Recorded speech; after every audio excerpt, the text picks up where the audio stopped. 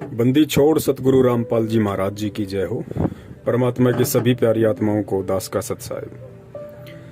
ये जो अखबार की कटिंग किसी भाई ने ग्रुप में डाली है, जिसमें सतलोक आश्रम मैनेजमेंट हरियाणा के पदाधिकारी लोग और मैनेजमेंट के मीडिया प्रभारी चांद राठी जी प्रेस कॉन्फ्रेंस के माध्यम से पत्रकारों से कह रहे हैं कि यदि केस वापस नहीं लिए तो चुनाव में करेंगे भाजपा का बहिष्कार।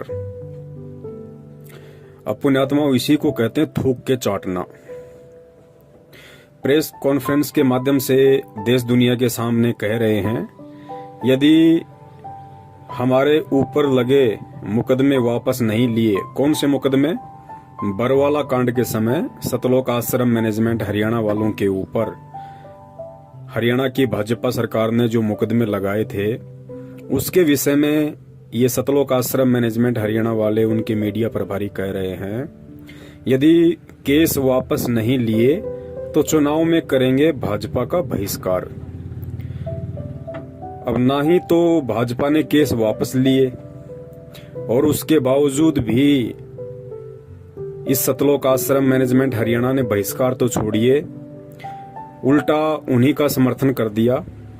और आप सब जानते हैं, वो पीला पर्चा निकाल के और गुरुजी का आदेश बताकर भाजपा सरकार को तन मन धन से समर्थन दिलवा दिया। जबकि परम पूज्य परमेश्वर कहते हैं, भाई संत वचन पलटे नहीं, चाहे पलट जाए ब्रह्मांड। संत यहाँ परमात्मा ने भगत के लिए भी कहा है और संत परमेश्वर ने परमात्मा के लिए भी यूज किया है शब्द। तो कहते हैं संत वचन पलटे नहीं, चाहे पलट जाए ब्रह्मांड। तो इनका तो भाई हर महीने में एक पलटवार होता है। ये कभी बीजेपी का समर्थन कर देते हैं, कभी ये लोग बीजेपी का पक्ष ले लेते हैं। अभी बहुत सारे भगत भाई बहनों के मन में ये सवाल चल रहा होगा कि भाई आज से पहले इन सतलोक आश्रम मैनेजमेंट हरियाणा वालों ने, जहां इन्हें लगा कि यहाँ हमारा स्वार्थ है, यहाँ हमारा मनोरथ पूरा हो सकता है, इन लोगों ने बिना आगा पीछा देखे उन लोगों का समर्थन कर दिया। जैसे हरियाणा में आरक्षण को लेके जो आग लगी हुई थी, उस आग में इन्होंने गुरुजी का आदेश बता के भक्तों को कुदा दिया। राजस्थान में एक गैंगस्टर था आनंदपाल सिंह, जो अभी तो मर चुका है पुलिस एनकाउंटर में। उसकी सीबीआई जांच के लिए अपने राजनीतिक स्वार्थों को लेके करणी सेना के कुछ लोग उसकी सीबीआई जांच का समर्थन कर रहे थे। तो देखिए, भगत होके, और वो भी कबीर भगत होके, और एक गुंडे की सीबीआई का जांच सतलोक आश्रम मैनेजमेंट हरियाणा ने संगत से करवा दिया, मूर्ख संगत से, और लाखों का दान भी उन लोगों को दे दिया। आज मेरे में एक रैली की थी इन लोगों ने, राजपूतों ने। तो उस राजपूतों की सभा में जो एक गैंगस्टर के समर्थन में थी और भगत होकर सतलोक आश्रम मैनेजमेंट हरियाणा ने हजारों की संख्या में भगत भाई बहनों को उस रैली में शामिल करवा दिया, नारे लगवाए, और सबके सामने वहां एक जोधपुर से कोई एलडी है, उसने 5 लाख रुपए का चेक भी दिया। उसके बाद और भी बहुत सारे धरने प्रदर्शन हुए और सतलोक आश्रम मैनेजमेंट हरियाणा वालों ने उन सभी धरनों में बेचारी भोली संगत को गुरुजी का आदेश बता के शामिल करवाया। तो अब बहुत सारे भगत भाई बहनों के मन में यह शंका उठ रही होगी कि भाई अभी जो किसान आंदोलन चल रहा है, जो वर्ल्ड वाइड हो चुका है, विश्वव्यापी बन चुका है, हर देश की सरकारों की नजर इस किसान आंदोलन के ऊपर है कि सरकार झुकेगी या किसान हटेंगे। इतना बड़ा आंदोलन, और किसान बेचारे अपने हक की लड़ाई लड़ रहे हैं, कोई राजनीति नहीं इसके अंदर। उसके बावजूद भी इन काल एजेंट सतलोक आश्रम मैनेजमेंट हरियाणा वालों ने किसानों का समर्थन क्यों नहीं किया? इसके पीछे एक बहुत बड़ा रीजन है पुण्यात्मा। समझदार भगत भाई बहन समझ जाएंगे, और जिनकी बुद्धि में कचरा भरा हुआ है वो नहीं समझेंगे। देखिए, सबसे पहला रीजन तो ये है भाजपा सरकार के खिलाफ ना बोलने का इन लोगों के द्वारा। पहला रीजन तो ये है कि आपने देखा होगा, हाल ही कुछ दिनों पहले इन्होंने एक पीला पर्चा निकाला था, जिसमें बिहार और हरियाणा में जो चुनाव थे उन चुनाव में इन लोगों ने उस पीले पर्चे के माध्यम से संगत को आदेश दिया था कि गुरुजी का आदेश है, हमने बीजेपी का बिहार में और हरियाणा में जो चुनाव है तन मन धन से समर्थन करना है और अपने आसपास के यार मित्र रिश्तेदारों को भी कन्विंस करना है कि आप बीजेपी को वोट डालिए, क्योंकि बीजेपी की विचारधारा और संत रामपाल जी महाराज जी की विचारधारा मेल खाती है। ये देश दुनिया को आगे बढ़ाने की विचारधारा। ऐसा कह के इन्होंने बेचारी भोली संगत से वोट भी डलवाई और सपोर्ट भी करवाया। अब कोई भी आदमी है, आप देख लीजिए, आजकल तो दुनिया में अगर कोई वोट भी डालता है तो या तो वो पैसे लेता है या फिर उसको दारू का पौवा चाहिए 90% लोगों को, या जरूर उसका उस पार्टी से कोई राजनीतिक स्वार्थ होता है, वरना आजकल लोग वोट भी नहीं डालते। तो सबसे पहला रीजन तो ये था कि बीजेपी सरकार को मूर्ख बनाते हुए इस सतलोक आश्रम मैनेजमेंट हरियाणा ने ये कह के कि संत रामपाल जी महाराज जी के 3 करोड़ शिष्य हैं, जबकि ये गलत है। 15 लाख से ऊपर शिष्य संत रामपाल जी महाराज जी के वर्तमान में पूरे विश्व में नहीं है, 15 लाख से ऊपर नहीं है। तो ये तो झूठ के शहंशाह लोग हैं। इनको तो बीजेपी से मोटा पैसा चाहिए था करोड़ों में, और वे सरकारें तो देती है पैसा, उनको तो जीतने से मतलब है, वोट से मतलब है। तो बीजेपी सरकार ने इनको करोड़ों रुपया दिया ये सोच के कि संत रामपाल जी महाराज जी के जितने भी वोट हैं वो सब हमारे पाड़े में आ जाएंगे। तो पहला रीजन तो ये कि ये लोग कुछ ही महीने पहले बीजेपी सरकार से करोड़ों रुपया डकार चुके हैं एक एग्रीमेंट के तहत। तो अब ये बीजेपी का विरोध कर नहीं सकते, ये इनकी मजबूरी है। अगर करेंगे तो बीजेपी का डंडा तैयार है। दूसरा सबसे बड़ा रीजन ये है कि साल भर पहले आप सब लोगों को पता है सतलोक आश्रम मैनेजमेंट हरियाणा ने एक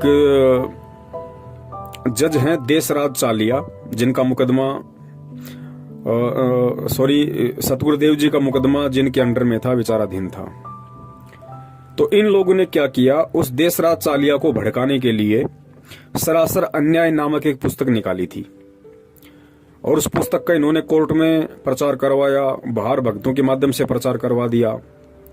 तो उस जज देशराज चालिया ने उस पुस्तक के ऊपर एक्शन ले लिया और उस पुस्तक में जितने भी लोगों के नाम और पते लिखे हुए थे उन सभी के ऊपर उसने हाई कोर्ट में मुकदमा ठोक दिया।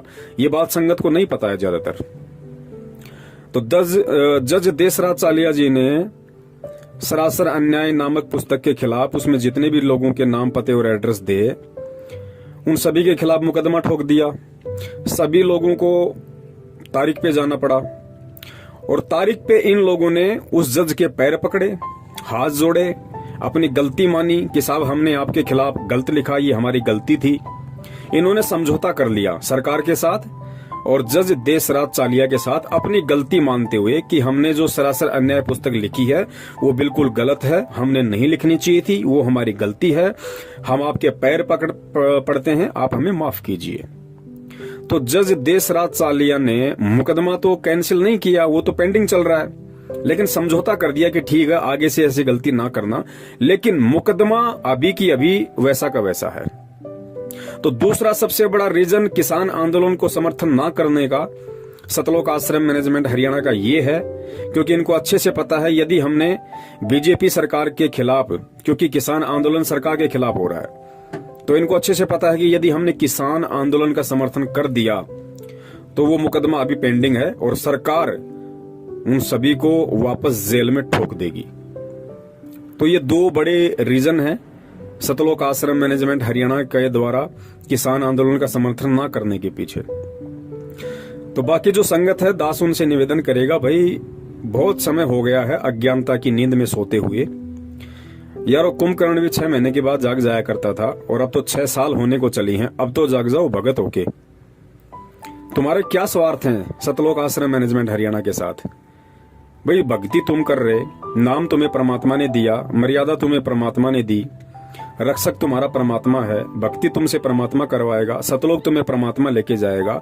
मेरे कहने का मतलब ये है कि बाकी जो संगत है जो मूर्खता में, अज्ञानता में, नादानी में सतलोक आश्रम मैनेजमेंट हरियाणा को ही अपना भगवान समझ के उनके तलवे चाटने में लगी हुई है, क्या सारी जिंदगी ऐसे ही लगे रहोगे? क्या फायदा फिर इस परमात्मा की शरण में आने का, ये अनमोल तत्व ज्ञान लेने का? अगर ये गुलामी चापलूसी ही करनी थी तो भाई ये तो पहले भी कर रहे थे ना।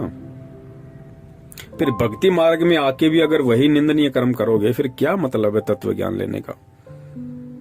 भाई निकलो, इस मानसिक गुलामी से निकलो। इस सतलोक आश्रम मैनेजमेंट हरियाणा ने जो गुलामी की बेड़ियां तुम्हारे पैरों में डाल रखी हैं, उससे बाहर निकलो। भाई तुम समर्थ के बच्चे हो, परमात्मा के बच्चे हो। अरे परमात्मा का बच्चा सूरवीर होता है, सूरवीर। सूरवीर किसे कहते हैं पता है? सूरवीर उसे कहते हैं जो केवल सत्य की लड़ाई लड़ता है, और सत्य की लड़ाई में चाहे उसका शीश कट जाए वो घबराता नहीं है।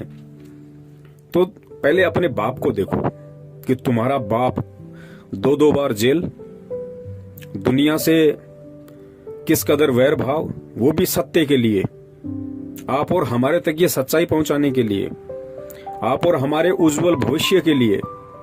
और हम क्या कर रहे हैं? हम उन्हीं लोगों के पैर चाट रहे हैं, गुलामी कर रहे हैं, उन लोगों के मानसिक गुलाम बन के रह गए जिन लोगों की नादानी के कारण, जिन लोगों के षड्यंत्र के चलते 2014 बरवाला कांड हुआ। और तुम्हारे परमपिता परमेश्वर सतगुरु रामपाल जी महाराज जी को उन्हीं लोगों की मनवस हरकतों के चलते और 5-5 व्यक्तियों के मर्डर के मुकदमे में डबल आजीवन उम्र कैद की सजा हो चुकी है। और आज तुम्हारे उसी परमपिता परमेश्वर सतगुरु रामपाल जी महाराज जी के हर दिन नित नए आदेश बता बताकर तुम्हें लूटा जा रहा है, तुम्हारा आर्थिक शोषण किया जा रहा है, तुम्हारा मानसिक शोषण किया जा रहा है। यार कमाल हो गया। इतनी प्रताड़ना मानसिक रूप से, आर्थिक रूप से शायद ही अंग्रेजों ने 250 साल तक दी होगी जितनी इन लोगों ने तुम्हें 6 साल में दे दी। और तुम हंसते हंसते बिल्कुल जैसे भांग पी रखी हो आदमी ने, उसे पता ही नहीं कि मेरे साथ हो क्या रहा है। तो मेरे कहने का मतलब यह है कि फिर क्या फायदा ये तत्व ज्ञान लेने का? क्या फायदा फिर संत रामपाल जी महाराज जी की शरण में आके भक्ति करने का? चले जाओ आसाराम जी की शरण में, चले जाओ राम रहीम जी की शरण में, चले जाओ धन सतगुरु में। क्या फायदा फिर यहाँ आके? अरे ये निराला पंथ है भाई, दुनिया से हटके है। इसके नियम कायदे कानून भी दुनिया से हटके हैं। यहाँ गुलामी के लिए जगह नहीं है, चापलूसी के लिए जगह नहीं है। इस मार्ग में वही टिकेगा जो सूरवीर होगा, और इस मार्ग में गुलामी वही करेंगे जो गीदड़ होंगे, जो डरपोक होंगे। वही लोग इस मार्ग में चापलूसी करेंगे, गुलामी करेंगे। सतलोक आश्रम मैनेजमेंट हरियाणा का सतगुरु रामपाल जी महाराज जी से कोई संबंध नहीं है। ये बरवाला कांड के दूसरे दिन ही परमात्मा ने पूरी दुनिया के समक्ष मीडिया के सामने प्रस्तुत कर दिया था, ये कहते हुए कि राष्ट्रीय समाज सेवा समिति मेरी नहीं है, ना मैंने कोई कमांडो बना रखे थे और मुझे भी बंधक बना रखा था। और जो काले कपड़े वाले लोग थे वो राष्ट्रीय समाज सेवा समिति के थे, और समिति मेरी नहीं है। ये परमेश्वर ने पूरी दुनिया के सामने कहा है। समझते हो इस बात को? साधु वचन पलटे नहीं, चाहे पलट जाए ब्रह्मांड। लेकिन गुरुजी को कोई साध माने तब ना, गुरुजी को कोई परमात्मा माने तब ना, गुरुजी को कोई संत माने तब ना। ये बातें तो उन लोगों पे लागू होती हैं जो अपने गुरुदेव को परमात्मा मानते हैं, जो अपने गुरुदेव के एक एक वचन और एक एक आदेश की पालना करते हैं, जिनको ये पक्का पता है कि उनका गुरुदेव दोगला नहीं है। ये उन लोगों के लिए है। लेकिन बाकी संगत जो सतलोक आश्रम मैनेजमेंट हरियाणा के पीछे लगी हुई है, वो तो अपने परमात्मा को दोगला मानती है। उन्हें तो पता है कि हमारे गुरुजी तो पल पल में बातें चेंज कर सकते हैं, अपने विचार बदल सकते हैं, क्योंकि वो संत तो है ही नहीं, और उनके वचन तो कभी भी पलट सकते हैं। तो वही लोग गुरुजी की बातों पे अविश्वास कर रहे हैं, जिन लोगों को अभी अच्छी तरीके से ये ज्ञान नहीं हुआ है, जो लोग अभी भी अपनी परंपरागत सोच और मानसिक गुलामी से बाहर नहीं निकले हैं। बाकी देखिए और कितने भगत हैं 70% को छोड़ के, जो 30% भगत हैं, जो आज सतसेवकों के नाम से जाने जाते हैं, जो किसी के दबाव में फैसले नहीं लेते, वो किसी के आगे झुकते नहीं हैं, वो किसी से डरते नहीं हैं। उनको परमेश्वर ने तत्व ज्ञान दिया है, वो पूरी दुनिया को उस तत्व ज्ञान रूपी बैलेंस में तोल के देखते हैं। उनके आगे कोई भी आदेश यदि निकाला जाता है, कोई भी पीला पर्चा उनको दिया जाता है, तो सतसेवक ऐसे आंख बंद करके विश्वास नहीं करते, क्योंकि परमेश्वर ने कहा कि बेटा मैंने तुझे जो अनमोल तत्व ज्ञान दिया है वो हर दुनिया की समस्या का समाधान है, हर संकट का समाधान है, हर बातचीत का हल है। तो सतसेवक जो भी आदेश आते हैं उनके सामने, तो सत्सेवक सबसे पहले उन आदेशों को अपने परम पूज्य गुरुदेव जी के सत्संग से तोल के देखते हैं कि गुरुदेव जी ने सन 1994 से आज तक जितने भी सत्संग किए हैं, जो जो आदेश और निर्देश हमें भक्ति मार्ग में दिए हैं, क्या इस पीले पर्चे का जो ये आदेश है, जो लिखा हुआ है, ये मेरे गुरुदेव के वचनों से मेल खाता है या नहीं खाता है? अगर गुरुदेव के वचनों से मेल नहीं खाता है तो वो हमारे लिए अस्वीकार्य है, हम उसकी निंदा करते हैं, हम उसको स्वीकार नहीं करते, क्योंकि फिर वो किसी गधे का आदेश है, हमारे गुरुदेव का आदेश नहीं है। गधा यानी जीव और परमेश्वर गुरु यानी पीव, वो पीव के आदेश नहीं, वो जीव के आदेश हैं। तो जीव तो गधा भी है, जीव कुत्ता भी है, जीव इंसान भी है। तो हम उन चीजों को नहीं मानते और ये रिहर्सल हो रही है हमारी, क्योंकि इतना ज्ञान देने के बाद सतगुरु स्वयं परीक्षा लेता है। प्रेरणा काल की होती है और काल के माध्यम से ही परमात्मा अपने बच्चों की परीक्षा लेता है। ये आपको ज्यादा समझाने की जरूरत नहीं है, क्योंकि ऐसे बहुत सारे एग्जाम्पल, बहुत सारे ऐसे उदाहरण हैं। क्योंकि काल ने परमेश्वर से कहा था कि परमात्मा, जब आप पिछली पीढ़ी में जाओगे या आप नीचे जाओगे, आप केवल अपना ज्ञान देना। और एक दो वचन और मांगे थे कि परमात्मा, आप कलयुग में जितने मर्जी जीव ले जाना, 3 युग में जीव ना लेके जाना। तो काल तो खुश हो रहा था ये वचन मांग मांग के कि मैं सभी जीवों को तब तक भ्रमित कर दूंगा, कोई भक्ति के लायक बचेगा ही नहीं, आप पे कोई विश्वास करेगा ही नहीं, सबको पत्थर पुजारी बना दूंगा, सबकी बुद्धि पे अज्ञानता का मोटा ताला जड़ दूंगा, भ्रष्ट कर दूंगा सबको मन कर्म वचन से। लेकिन परमेश्वर को पता था कि काल भी तो एक जीव है।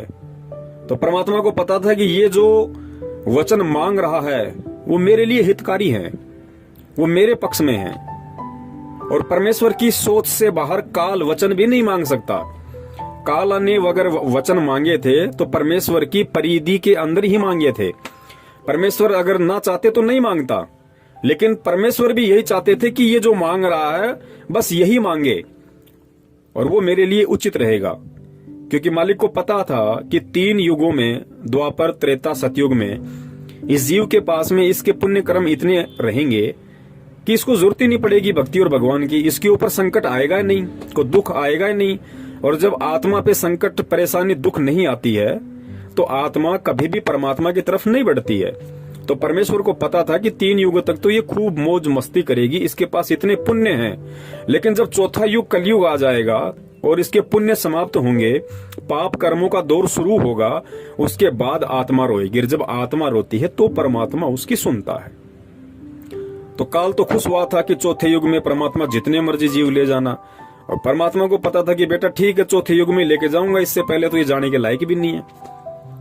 तो ठीक इसी प्रकार पुण्यात्माओं, वर्तमान में जो घटनाएं घट रही हैं, सतलोक आश्रम मैनेजमेंट हरियाणा के माध्यम से जितने भी मनवस तानाशाही फरमान संगत के सामने पेश किए जा रहे हैं और गुरुजी के आदेशों का जुमला पहना के संगत से उनकी पालना करवाई जा रही है, संगत का भक्ति धन बर्बाद करवाया जा रहा है, श्वासें और समय बर्बाद करवाया जा रहा है, ये सारे के सारे कुक्रम काल प्रेरणा से ये सतलोक आश्रम मैनेजमेंट हरियाणा वाले कर रहे हैं।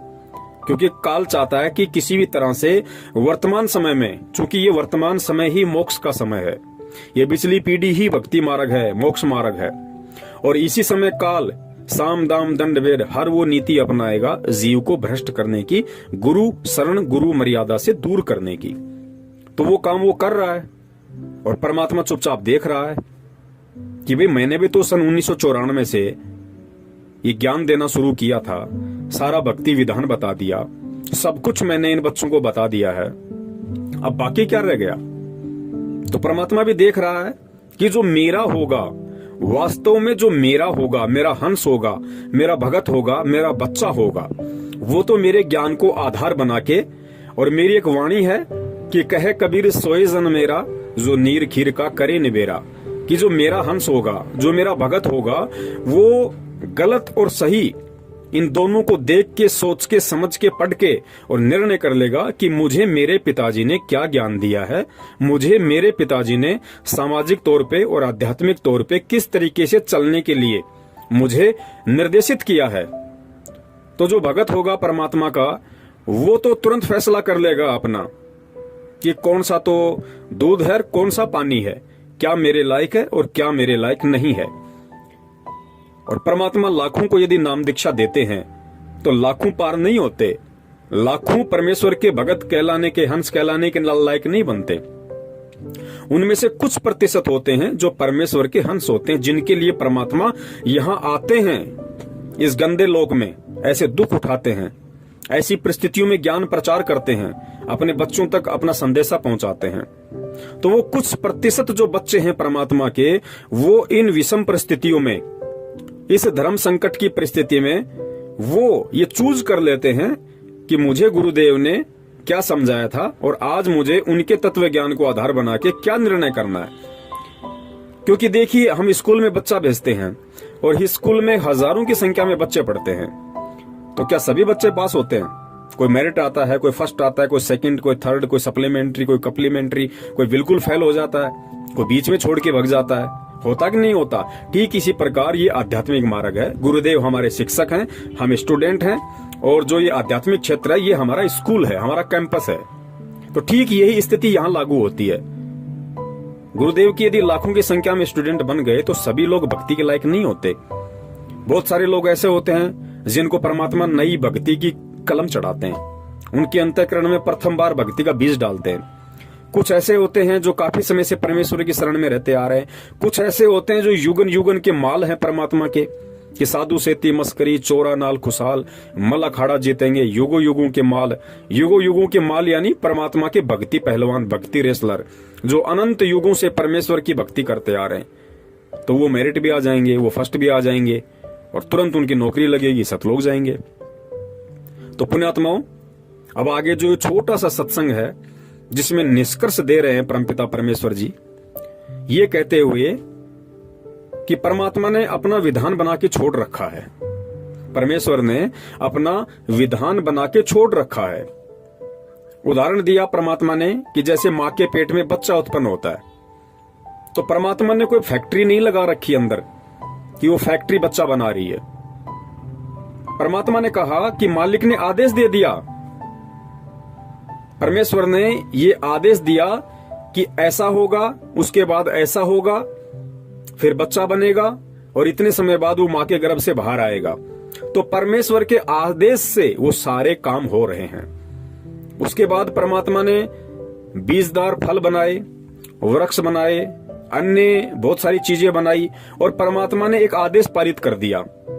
जैसा कि सत्संग में गुरुदेव कह रहे हैं कि जैसे त्योरू का बीज होता है, त्योरू जिसको तुर्रई भी बोलते हैं, जिसकी सब्जी बनती है। तो परमात्मा ने कहा कि देखो एक छोटा सा बीज वो जमीन में डाल दिया, जमीन में डालते फिर वो अंकुरित होता है, पौधा बनता है, आगे बढ़ता है, बेल लगती है, फल, उसके फूल लगते हैं, फिर उसके फल लगते हैं, फिर इतनी लंबी वो त्योरू लग जाती है उसके, लगभग 1.5-2 फुट की। तो परमेश्वर ने बताया कि परमात्मा उसके पास नहीं बैठा कि लो आज मैंने जमीन में डाल दिया, 2 दिन बाद ये अंकुर फूटेगा, फिर ऐसा होगा, फिर ऐसा होगा। नहीं, गुरुदेव ने बताया कि परमेश्वर ने एक विधान बना के छोड़ दिया कि ऐसा होगा, उसके बाद ऐसा होगा, फिर ऐसा होगा, फिर इसके फल लगेगा।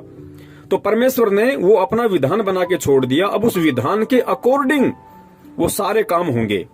जो जैसा करेगा वैसा वो पाएगा। परमात्मा ये नहीं देखती कि ये अच्छा कर्म कर रहा है या ये भगत बुरा कर्म कर रहा है। परमात्मा नहीं देखेगा इस चीज को। परमात्मा ने तो एक विधान बना के छोड़ दिया कि मेरा विधान ये है, जो ऐसा करेगा वो ऐसा फल प्राप्त करेगा अंत में, और जो ऐसा करेगा वो ऐसा फल प्राप्त करेगा अंत में। और सारे लेखे जोखे के लिए परमात्मा ने इसी मानव शरीर के अंदर एक गुप्त यंत्र बना दिया जिसको चित्रगुप्त कहते हैं। एक ऐसा चिप लगा दिया सूक्ष्म रूप वाला जो दिखाई नहीं देता, जिसको चित्रगुप्त कहते हैं। चित्र यानी चित्र, जो भी घटना घट रही है चित्र, और गुप्त यानी गुप्त रूप से जो दिखाई ना दे। तो हम जो भी मन वचन कर्म से जो भी हम क्रिया करते हैं, गुरुदेव ने बताया कि रोजाना उसका एक फैक्स परमात्मा के दरबार में जाता है और तुम्हारा एक विधान बन रहा है कि तुम क्या कर रहे हो और क्या नहीं कर रहे हो। और भक्ति मार्ग में आने के बाद, सतगुरु की शरण में आने के बाद, जो अनजान व्यक्ति हैं जगत वाले, उनसे भी ज्यादा अगर गलत काम करोगे तो तुम दोषी होगे परमात्मा के। जिस प्रकार गुरुदेव ने बताया कि एक छोटा बच्चा होता है और छोटा बच्चा यदि लैट्रिन खा ले, गोबर खा ले, तो माता पिता उससे नाराज नहीं होते, माता पिता दुखी नहीं होते। माता पिता को पता है कि अब ये नादान है, नासमझ है, बालक बुद्धि है, तो परमात्मा माता पिता उसको दूर करते हैं वहां से तुरंत। कुछ नुकसान हो जाता है तो डॉक्टर को भी दिखाते हैं, उससे नाराज नहीं होते। लेकिन वही लैट्रिन और गोबर यदि वो बच्चा 15 साल का होने के बाद खाए तो माता पिता उसको थप्पड़ मारेंगे। क्यों? क्योंकि माता पिता को पता है कि मूर्ख, जब तेरे को पता है कि ये लैट्रिन है, ये गोबर है, तू समझदार है, तू चल सकता है, बोल सकता है, तू समझ सकता है चीज को, तू चौथी क्लास में पढ़ रहा है, तू 5वीं में पढ़ रहा है, तूने लैट्रिन कैसे खाई, गोबर कैसे खाया तूने, तेरे अंदर अकल नहीं थी?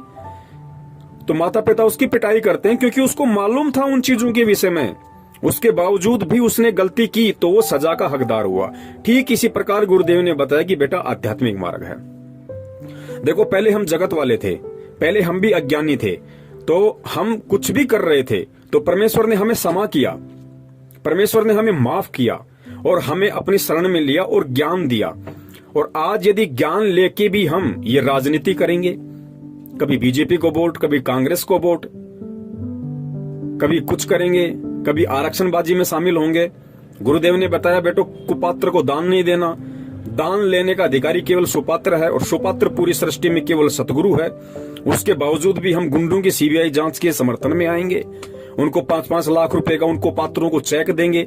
जो धन लेने के अधिकारी केवल सतगुरु है। जाट आरक्षण में शामिल होंगे, उन हुक्का पाड़ों को, उन दारूबाजों को हम कभी 16 लाख का तो कभी 11 लाख का चेक देंगे जो भक्तों का दान था। तो परमात्मा का विधान कौन तोड़ रहा भाई? हम खुद इस विधान से परिचित होने के बाद भगत होकर हम परमेश्वर के विधान को तोड़ रहे हैं। तो परमेश्वर का आगे जो छोटा सा सत्संग है कि परमात्मा सिर में दर्द नहीं रखता, परमात्मा ने विधान बना के छोड़ दिया, जो जैसा करेगा वैसा अपना पाएगा। तो इस सत्संग को आप सुनिए और सत्संग को सुनने के बाद यदि इस संगत में कोई परमेश्वर की ज्ञानी आत्मा है जो विचार कर सकती है, मंथन करना जानती है, गुरुदेव के ज्ञान को आधार बना के जो आगे बढ़ रही है, जिसका मकसद केवल भक्ति करके सतलोक जाने का है, वो पुण्य आत्माएं इस सारी वार्तालाप को मद्देनजर रखते हुए और सतगुरुदेव जी के इस 2 मिनट के सत्संग को, जिसमें परमात्मा ने विशेष तौर से कहा है कि परमेश्वर ने यहाँ हर चीज का एक विधान बना के छोड़ दिया और परमात्मा सिर में दर्द नहीं रखता। कोई ये सोचे कि गुरुजी जेल में बैठे बहुत दुखी हैं, बहुत परेशान है, नहीं भैया, परमात्मा दुखी ना परेशान।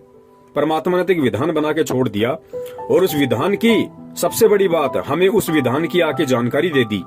और जानकारी देने के बाद भी यदि हम आग में हाथ देंगे, हम यदि भगत होके ये राजनीति वाला लैट्रिन खाएंगे, कुपात्रों को दान देंगे, कोई भी हमें कह देगा ये गुरुजी का आदेश है, हम झट से उसकी पालना कर लेंगे बिना आगा पीछा देखे, बिना उसकी बातों को, उसके आदेशों को गुरुजी के ज्ञान से मैच किए, तो परमेश्वर ने कहा कि परमेश्वर सिर में दर्द नहीं रखता, फिर वो जैसा करेगा वैसा ही अपना भोगेगा। फिर ये ना कहना कि गुरुजी ने मेरे को कोई रात क्यों नहीं दी, मैं भक्ति कर रहा हूँ, मैंने ज्योति करा दी, मैंने पाठ करा दिया, मैं 10 साल से गुरुजी का भगत हूँ, मुझे लाभ क्यों नहीं मिल रहा। भैया, परमात्मा सिर में दर्द नहीं रखता, परमात्मा ने अपना विधान बना के छोड़ दिया।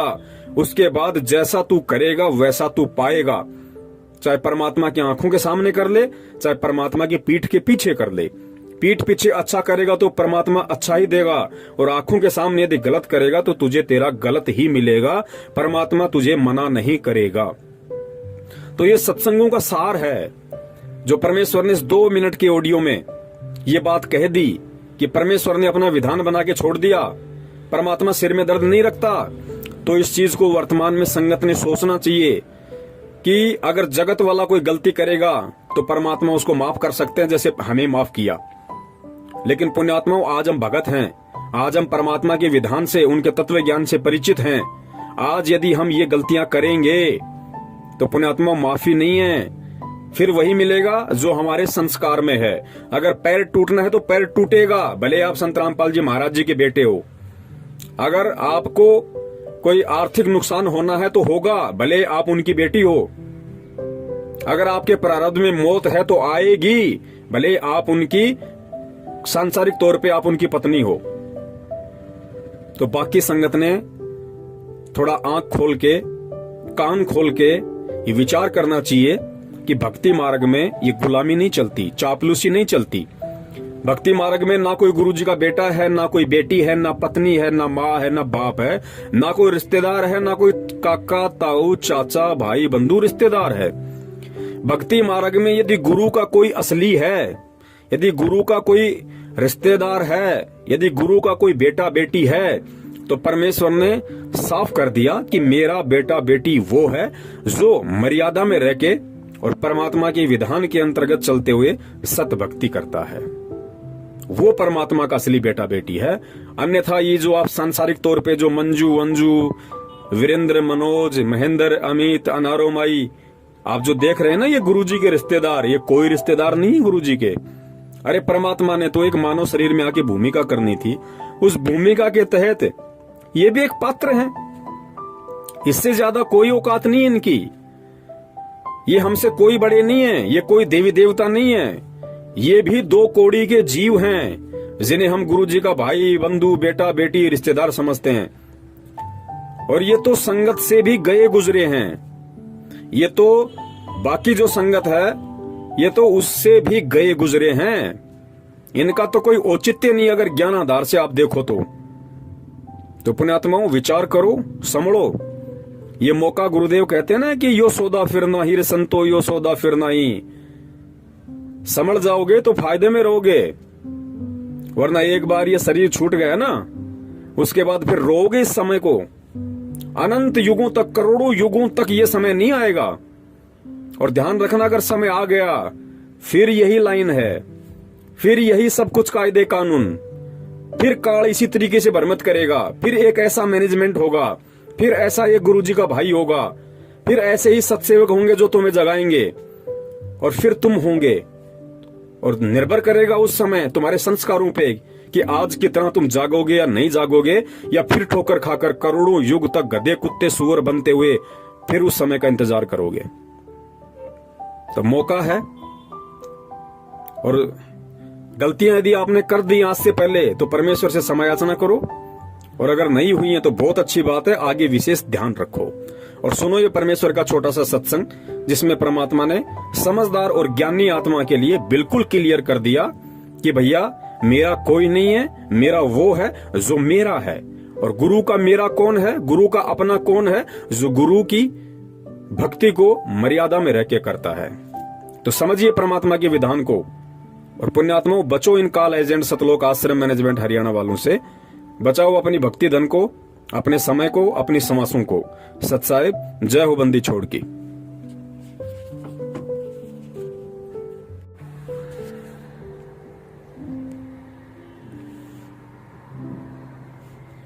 और उसको भी कह दिया कि तूने भी इसके ऊपर आसक्ता व्यक्त की है, तो परमात्मा के दिल से उतर गए हो और जाओ इसके साथ धक्के खाओ।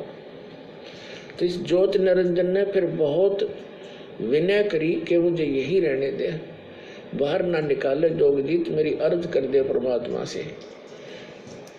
जोगजीत ने कहा कि फाइनल फैसला है, जोगजीत रूप में परमात्मा ने कहा, और निकल गया यहाँ से। 2 सेकंड लगा बस। इतने में इतना ही कहना था, ये 21 ब्रह्मांड विमान की तरह खिसक पड़े वहां से। पर जिसके एक वचन पर सारे ब्रह्मांड चल रहे हैं, कबीर परमात्मा के, सतपुरुष के, पूरे एक वचन से कि जाओ ऐसे ऐसे करो, ऐसे सब पदार्थों में गुण एक वचन से भर दिए। और वो अपनी क्रिया उस परमात्मा के वचन से कर रहे हैं।